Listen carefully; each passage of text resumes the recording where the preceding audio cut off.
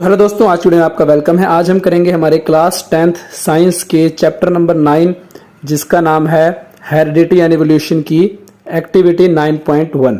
शुरू करने से पहले दोस्तों, क्योंकि ये जो हमारा चैप्टर है ये बायोलॉजी का है, सो आपसे मैं रिक्वेस्ट करूंगा कि इस वीडियो को जो है एंड तक जरूर देखें ताकि जो हमारी एक्टिविटी 9.1 है ये आपको अच्छे से समझ में आ जाए।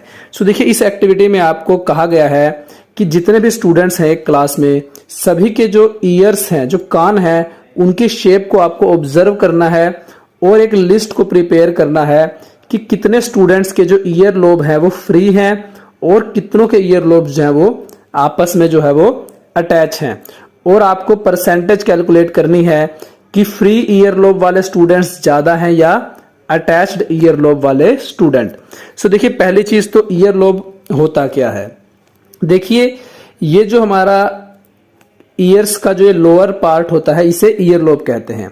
अब फ्री ईयर लोब क्या होता है, जब ये लोअर पार्ट जो है ये कुछ इस तरीके से, जैसे यहाँ आपको ये इस तरीके से जो है हमारे हेड से जो है अलग से फ्री होता है इसका लोअर एंड, तो हम कहते हैं फ्री ईयर लोब। और जब अगर हमारे हेड से जो ईयर लोब है कुछ इस शेप में हो, अटैच हो, तो हम कहते हैं अटैच्ड ईयर लोब, राइट।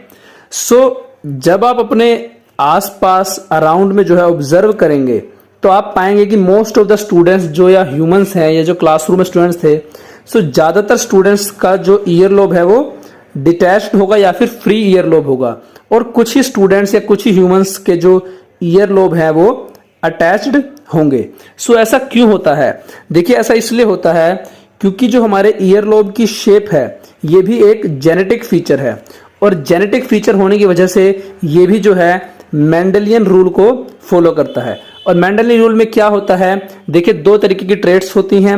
अब जो फ्री ईयर लोब की ट्रेट है वो हमारी होती है डोमिनेंट ट्रेट, और जो अटैच्ड ईयर लोब की ट्रेट है वो एक रिसेसिव ट्रेट है।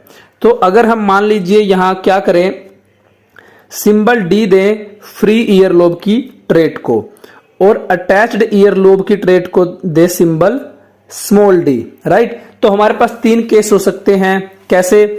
या तो किसी ह्यूमन में दोनों ट्रेट्स जो होंगी वो कैपिटल डी की होंगी, राइट। अगर किसी में दोनों ही कैपिटल डी की ट्रेट्स हैं तो उसके जो ईयर लोब्स हैं वो फ्री होंगे।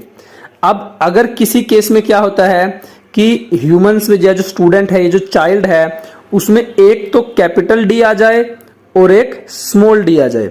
अब ऐसे केस में भी जो वो पर्सन होगा, वो चाइल्ड होगा, उसके जो ईयर लोब्स हैं वो फ्री होंगे। क्यों? क्योंकि जो हमारा कैपिटल डी है ये एक डोमिनेंट ट्रेट है और ये स्मॉल डी को जो है डोमिनेट कर देता है, इसीलिए जो चाइल्ड होगा उसकी ईयर लोब्स जो है वो फ्री होंगे। और अगर किसी ह्यूमन के पास दोनों ही स्मॉल डी ट्रेट हो तो उसके जो ईयर लोब है वो अटैच्ड होंगे। अब देखिए, मोस्ट ऑफ द पीपल्स के पास क्या होगा, या तो डी होंगे या कैपिटल डी और स्मॉल डी, ये ट्रेट्स होंगी। और इसी वजह से जो मोस्ट ऑफ द पीपल्स हैं उनके पास जो है फ्री ईयर लोब्स होते हैं, और कुछ ही ह्यूमंस के पास जो है दोनों ही स्मॉल डी ट्रेट्स होती हैं, इसीलिए उनके बहुत ही कम लोगों के पास जो है अटैच्ड ईयर लोब्स होते हैं, राइट।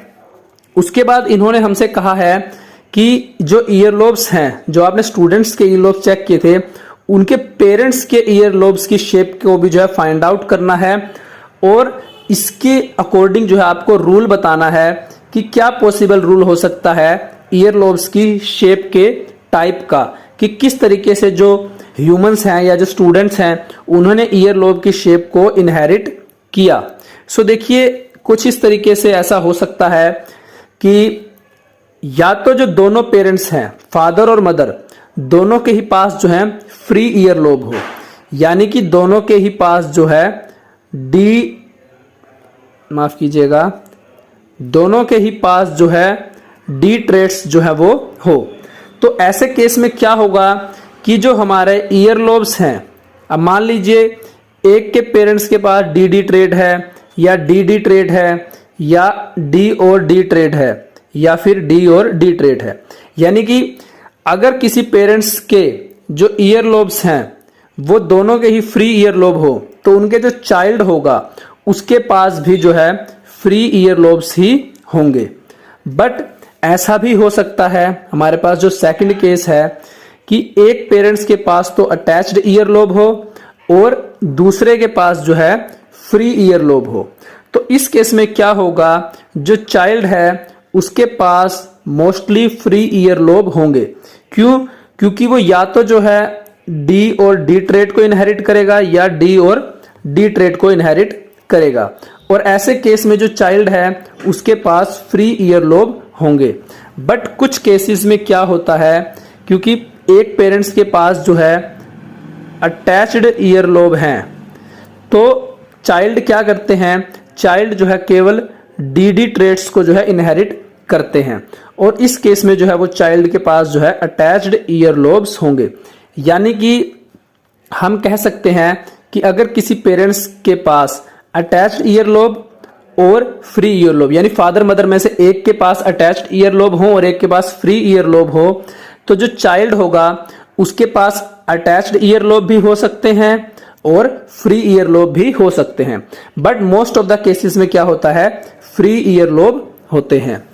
लेकिन एक केस हमारे पास ऐसा भी हो सकता है कि अगर दोनों ही पेरेंट्स के पास जो है वो अटैच्ड ईयरलोब हो। अब अगर दोनों ही पेरेंट्स यानी फादर और मदर दोनों के ही जो है ईयरलोब अटैच होंगे तो ऐसे केस में जो बच्चा होगा, जो चाइल्ड होगा, उसके पास जो है अटैच्ड ईयरलोब ही होंगे क्योंकि वो केवल डी ट्रेट्स को ही जो है वो इनहेरिट करेगा। लेकिन यहां पर देखिए आप ये चीज जरूर नोट कर लीजिए कि कुछ केसेस में ऐसा भी होता है कि जो चिल्ड्रंस हैं वो कुछ ऐसे जीन्स को भी इनहेरिट करते हैं अपने पेरेंट्स से जो कि उनके ग्रैंड पेरेंट्स के जीन्स या ट्रेट्स होते हैं और ऐसे केसेस में जो ये रिजल्ट्स हैं वो डिफर हो सकते हैं। सो उम्मीद है आपको जो हमारी ये एक्टिविटी थी, एक्टिविटी 9.1, जिसमें हमने जो है ईयरलोब्स की शेप से जो है आपको जेनेटिक ट्रेट्स को इनहेरिट करने का जो रूल है वो समझाया था, वो अच्छे से समझ में आ गया होगा। आज की वीडियो में इतना ही। वीडियो पसंद आई हो तो इसे लाइक, कमेंट और शेयर जरूर करना और साथ ही जो है चैनल को सब्सक्राइब कर लीजिए क्योंकि अब जो है बायोलॉजी के चैप्टर्स की हम और भी वीडियोस जो है बनाने वाले हैं। आज की वीडियो में इतना ही। धन्यवाद।